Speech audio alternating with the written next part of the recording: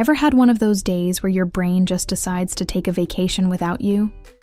Well, let me tell you about a road trip that went sideways in the most hilarious way possible. It started out perfectly.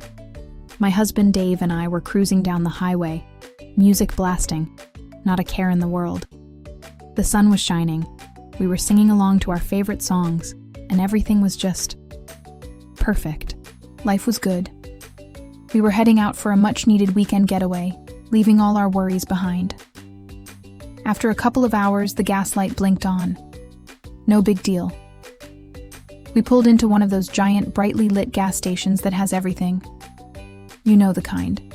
A mini-mart, a coffee shop, and restrooms cleaner than our own house. I told Dave I was going to run inside to grab some snacks and use the restroom.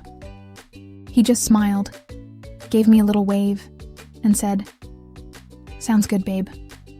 I'll fill up the tank." I hopped out, feeling that little stretch in my legs that's so satisfying after being cooped up in a car. I remember thinking how smooth this trip was going. Little did I know, things were about to get a whole lot less smooth. Inside, I took my sweet time. I browsed the snack aisle like it was a gourmet food market. Should I get the salty chips or the sweet candy? Maybe both? I grabbed an armful of goodies, paid the cashier, and walked back out into the sunshine, expecting to see our car waiting right where I left it. But it wasn't.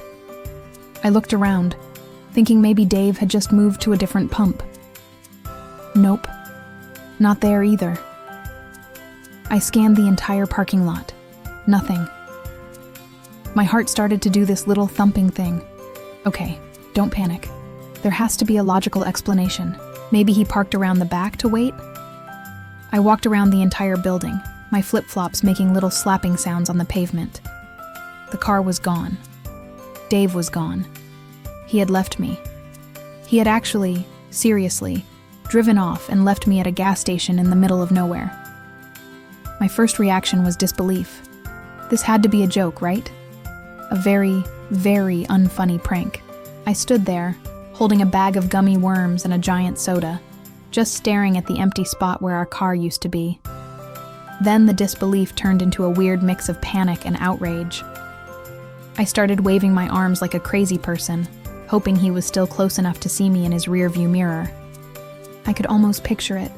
Me, getting smaller and smaller, waving frantically, while he just cruised on down the highway, probably humming along to the radio, completely oblivious. I must have looked like one of those inflatable tube men you see at car dealerships. A very angry, very confused inflatable tube man. Meanwhile, 100 miles down the road, Dave was having the time of his life. He told me later he was just so in the zone, enjoying the open road, the music cranked up. He was in his own little world. He even started talking to me, or so he thought.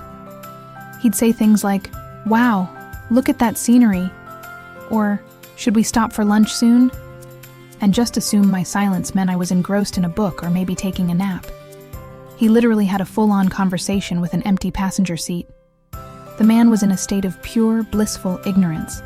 The snacks I'd bought sat uneaten on the floor, a silent testament to my absence.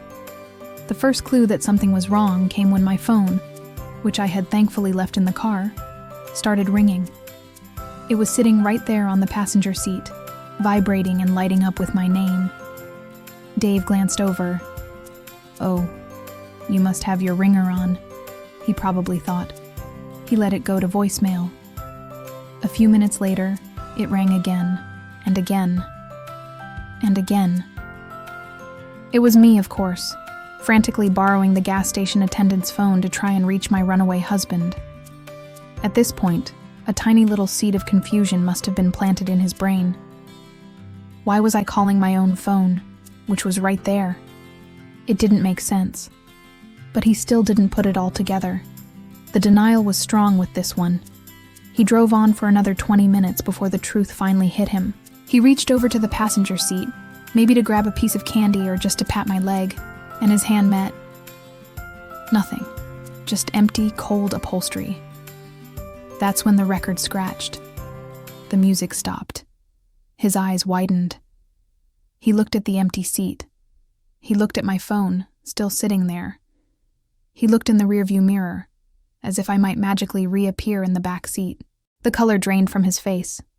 The slow-motion dawning horror you see in movies, that was him. The realization crashed over him like a tidal wave. "Oh no," he whispered to the empty car. "Oh no, no, no." The panic set in.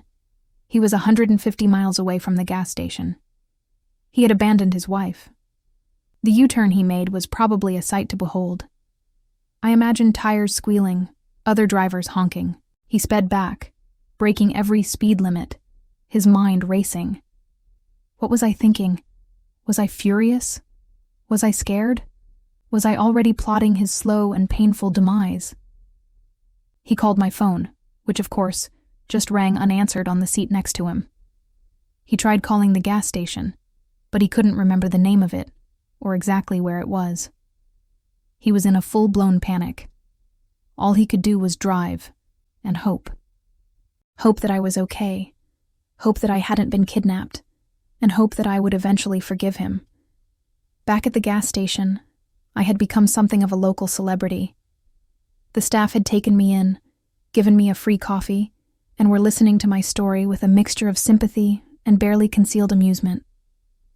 I had gone from panicked and furious to a state of calm, slightly hysterical laughter. I mean, what else could I do? It was so absurd. It was funny. I was sitting there, making new friends and planning my revenge, when I saw it. Our car, screeching into the parking lot like it was the finale of an action movie. Dave burst out of the car, looking like he'd just run a marathon. His hair was a mess, his face was pale, and he had this look of sheer terror in his eyes. He ran towards me, babbling apologies. "I'm so sorry, I'm so sorry. I don't know what I was thinking. I'm the worst husband in the world." I just stood there, took a slow sip of my coffee and looked at him. Then, I started to laugh. Not a little chuckle, but a deep, uncontrollable belly laugh. He stopped, confused, and then a slow smile spread across his face as he realized I wasn't going to murder him on the spot. We just stood there in the middle of a gas station parking lot, hugging and laughing until we cried. It was, without a doubt, the most memorable pit stop of our lives, and you can bet he never, ever lets me out of his sight on a road trip anymore. So, what's the lesson here? Always do a head count before you leave a rest stop. And maybe, just maybe, marry someone who can laugh with you when you accidentally abandon them in the middle of nowhere. It definitely makes for a better story. Thanks for watching our little adventure. If you enjoyed this, make sure to hit that like button and subscribe for more stories from our crazy life. See you next time.